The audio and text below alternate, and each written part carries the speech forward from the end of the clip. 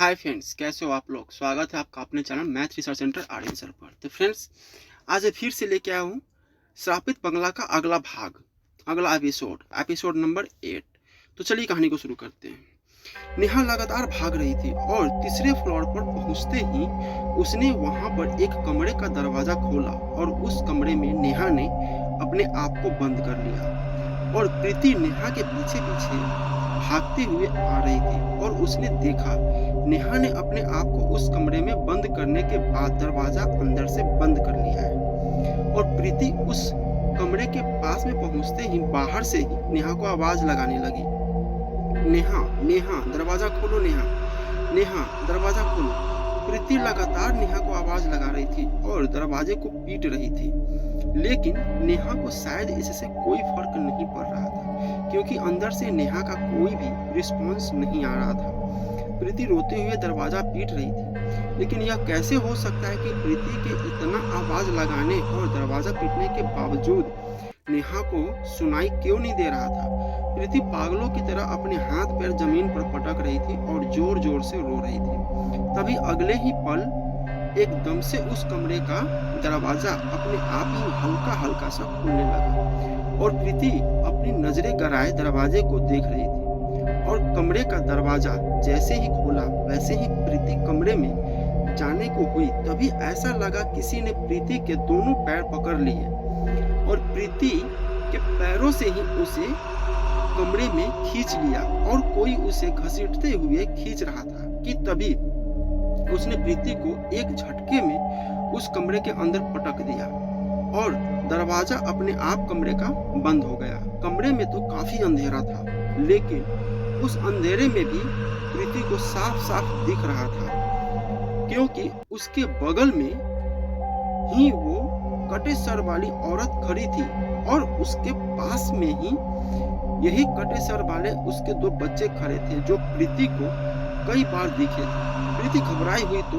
बहुत थी, लेकिन उसने वहां से उठकर भागने की जैसे ही कोशिश करी तभी एकदम से प्रीति को पीछे से किसी ने हवा में ही उठा लिया और पंखे के पास ले जाकर एक झटके में ही जमीन पर छोड़ दिया। प्रीति बड़ी जोर फर्श पर गिरी और बड़ी जोर से उसकी चीख निकली। प्रीति दर्द से कराह रही थी, लेकिन तभी प्रीति की नजर ऊपर छत पर पड़ी तो उसकी चीख इतनी तेज निकली कि मानो प्रीति की जान ही निकल गई हो, क्योंकि उसने देखा छत पर पंखे के बराबर में नेहा चिपकी हुई थी और नेहा का सर कटा हुआ था और नेहा का सर पंखे पर रखा हुआ घूम रहा था और तभी नेहा के उसी कटे सर से बहुत जोर जोर से हंसने की आवाज आ रही थी। यह सब देखकर प्रीति अब अपने काबू में नहीं थी और वो बहुत जोर जोर से रो रही थी और तड़प रही थी क्योंकि उसके सामने ही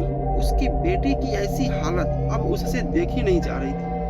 प्रीति जोर जोर से चिल्लाते हुए कहने लगी, तुम लोगों ने मार दिया मेरी नेहा को। आखिर क्यों मारा मेरी नेहा को? तुम लोगों को क्या करा था? मेरी नेहा ने क्यों मार दिया तुमने नेहा को? प्रीति जोर जोर से रोते हुए बोल रही थी, लेकिन पंखे पर जो नेहा का कटा हुआ सर घूम रहा था उस सर से आवाज आने लगी। पहले तो हंसने की आवाज आ रही थी, पर अब नेहा का कटा हुआ सर बोल रहा था, मम्मी बताया तो था रश्मि और प्रिया मेरी फ्रेंड है और अब मैं इनके पास आ गई हूँ। अब हम सब एक साथ रहेंगे। मुझे मारा नहीं है, रश्मि और प्रिया ने मुझे अपने साथ मिला लिया है। अब हम उन सबको मार देंगे जो यहाँ पर आएगा। यह सब देखकर अब प्रीति के मुंह से शब्द भी जल्दी निकल नहीं पा रहे थे क्योंकि उसी की बेटी उसके सामने दो टुकड़े में थी।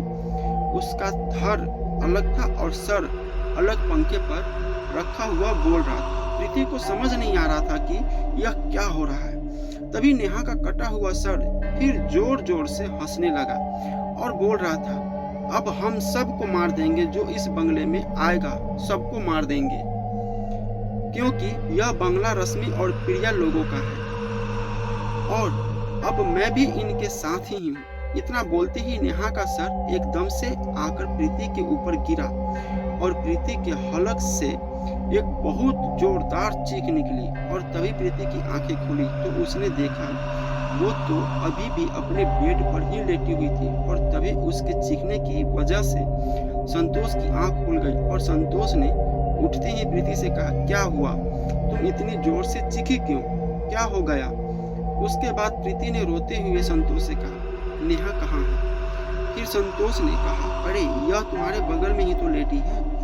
प्रीति ने जैसे ही नेहा को देखा तो उसने उसको अपने सीने से लगाकर जोर जोर से रोने लगी। प्रीति नेहा को अपने सीने से चिपकाकर ऐसे रो रही थी जैसे वो नेहा से बड़े दिनों बाद मिली। उसके बाद संतोष ने प्रीति से कहा, क्या हो गया प्रीति? फिर प्रीति ने जो सपना देखा था वो सब संतोष को बता दिया। उसके बाद संतोष ने प्रीति के सर पर हाथ फेरते हुए कहा, प्रीति तुम यह सब बातों को सोचना बंद कर दो। यह सब बातें तुम अभी अपने दिमाग से निकाल दो और सो जाओ। यह रात तो आज बिता लो, कल हम किसी भी हालत में दूसरा घर ढूंढ लेंगे, फिर वहां जाकर रहेंगे। फिर संतोष ने अपनी बात जारी रखते हुए कहा, अभी बहुत रात हो रही है, तुम सो जाओ। उसके बाद प्रीति चादर ओढ़ कर लेट गई, लेकिन वो भगवान से लाख लाख शुक्र मना रही थी कि वो बस एक सपना ही था जो उसने देखा था। पर उसे खुद यकीन नहीं आ रहा था कि उसने वो सपना देखा था, लेकिन जो भी था चलो कम से कम वो सपना तो था। इस बात का उसे थोड़ा सुकून था। और अभी प्रीति को लेटे हुए लगभग अभी 5 से 10 मिनट ही हुए होंगे कि तभी उसके कानों में एक आवाज आने लगी। इस बार आवाज थोड़ी जोर जोर से आ रही थी और वो बिल्कुल साफ साफ सुनाई दे रही थी। वो किसी औरत की आवाज बोल रही थी, जो अभी तुमने सपने में देखा है वो हकीकत में हो जाएगा अगर तुमने यह बंगला अपनी मर्जी से छोड़ने की कोशिश करी और नेहा को हम लोगों से अलग करने की कोशिश करी। यह आवाज सुनते ही प्रीति फिर उठकर बैठ गई और उसने संतोष को कहा, संतोष तुमने कुछ सुना? फिर संतोष ने कहा, क्या सुना? कैसी बात कर रही हो? फिर प्रीति ने कहा, अभी जो आवाज आई थी। फिर संतोष ने कहा, मुझे तो कोई भी आवाज नहीं सुनाई दी। फिर प्रीति ने कहा, लेकिन ऐसा कैसे हो सकता है, क्योंकि इस बार आवाज तो बहुत जोर से आ रही थी। लेकिन संतोष ने प्रीति को कहा, अरे यह कोई वहम है तुम्हारा, क्योंकि मैंने कोई आवाज नहीं सुनी और अब तुम सो जाओ, कल सुबह बात करेंगे।